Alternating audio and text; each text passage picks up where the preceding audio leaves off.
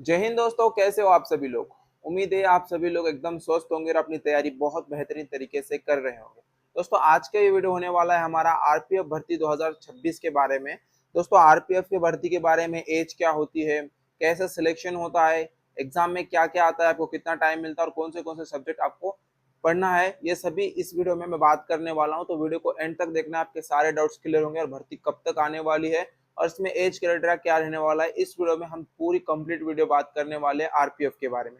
तो वीडियो को एंड तक देखना है और चैनल पर पहली बार विजिट करें तो चैनल को सब्सक्राइब करना है, क्योंकि इसी पर आपको सबसे पहले कोई भी सरकारी नौकरी के रिलेटेड अपडेट मिलती रहती है। तो सबसे पहले अगर मैं बात करूं आरपीएफ भर्ती 2026 की, दोस्तों सबसे पहले अगर सिलेक्शन प्रोसेस की अगर मैं बात करूं तो इसमें सबसे पहले आपका जो सिलेक्शन प्रोसेस होता है दोस्तों, वो होता है कंप्यूटर बेस्ड आपका एग्जाम होता है। सबसे पहले आपका एक ऑनलाइन एग्जाम होगा, यानी कि कंप्यूटर बेस्ड एग्जाम होता है।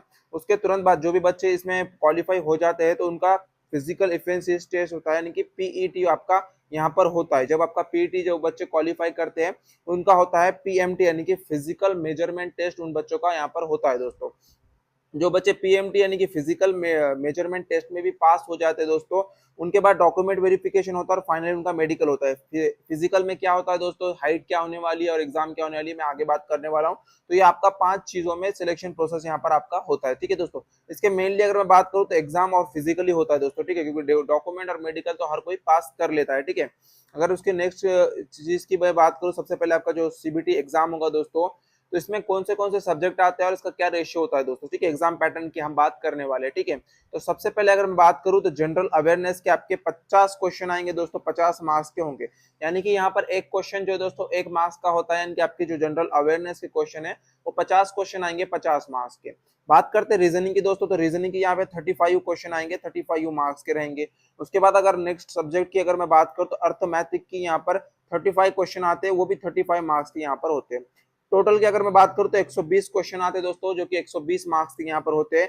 1/3 की यहाँ पर नेगेटिव मार्किंग होती है आपको, ठीक है दोस्तों। तो यहाँ पर आपके मेनली 3 ही सब्जेक्ट आते हैं, जनरल अवेयरनेस, रीजनिंग, अर्थमेटिक, और यहाँ पर 120 मार्क्स से 120 क्वेश्चन होते हैं दोस्तों, जो कि 1/3 की नेगेटिव मार्किंग के साथ आते हैं। बात करते हैं, अब आगे बात करते हैं दोस्तों यहाँ पर कि पीटी में आपका जो भी बच्चे एग्जाम पास कर जाते हैं वो पीटी के लिए आते हैं, यानी कि फिजिकल एफिशिएंसी टेस्ट के लिए जाते हैं। यहाँ पर आपकी रनिंग वगैरह होती है दोस्तों और लॉन्ग जंप हाई जंप यहाँ पर मांगी जाती है। बात करता हूँ रनिंग की, तो दोस्तों मेल के लिए जो रनिंग होती है दोस्तों 1600 मीटर होती है, जो कि आपको 5 मिनट 45 सेकंड के अंडर माननी होती है। जो बच्चे इसके ऊपर जाते हैं वो फेल माना जाता है। जो बच्चे 1600 मीटर 5 मिनट 45 सेकंड के अंदर मानते हैं दोस्तों, वो पास यहाँ पर घोषित कर दिए जाते हैं। बात करते हैं फीमेल में दोस्तों, तो 800 मीटर की रनिंग होगी दोस्तों फीमेल के लिए, जो कि 3:40 में आपको यहाँ पर कंप्लीट करनी पड़ेगी। बात करते हैं लॉन्ग जंप की दोस्तों, तो लॉन्ग जंप आपको मेल के लिए दोस्तों 14 फीट लॉन्ग जंप करना पड़ेगी और हाई जंप दोस्तों 4 फीट करना पड़ेगी। अगर मैं बात करूँ फीमेल के लिए दोस्तों, तो फीमेल के लिए दोस्तों जो लॉन्ग जंप है वो है 9 फीट और जो हाई जंप है दोस्तों वो है 3 फीट।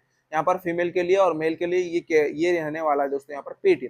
अब जो बच्चे पीटी पास कर लेते हैं वो जाते हैं नेक्स्ट स्टेप की है, यानी कि हमारा पीएमटी, यानी कि फिजिकल मेजरमेंट टेस्ट दोस्तों। तो यहाँ पर अगर मैं बात करूँ यूआर, ईडब्ल्यूएस और ओबीसी अगर आप हो, और मैं अगर बात करूँ मेल की जो हाइट होती है दोस्तों, अगर आप यूआर, ईडब्ल्यूएस और ओबीसी आपकी कैटेगरी है दोस्तों और आप मेल हो, तो आपको 165 सेंटीमीटर यहाँ पर हाइट मांगी जाती हो।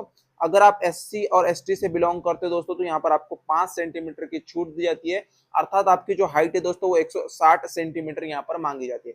अगर मैं बात करता हूँ फीमेल की हाइट की दोस्तों, तो यूआर और ईडब्ल्यूएस और ओबीसी दोस्तों अगर फीमेल हो तो आप 157 आपकी हाइट होनी चाहिए, और अगर आप एससी एसटी से फीमेल हो दोस्तों तो 152 आपकी यहाँ पर हाइट होनी चाहिए, ठीक है दोस्तों। अगर मैं बात करता हूँ चेस्ट के बारे में, तो अगर ईडब्ल्यूएस ओबीसी के बारे में अगर आप हो, ये कैटेगरी आपकी है दोस्तों और मेल हो आप, तो आपको 80 से 85 यानी कि 80 आपकी हाइट चेस्ट होनी चाहिए बिना फुलाए, और फुलाकर ये 85 तक जानी चाहिए, ठीक है दोस्तों।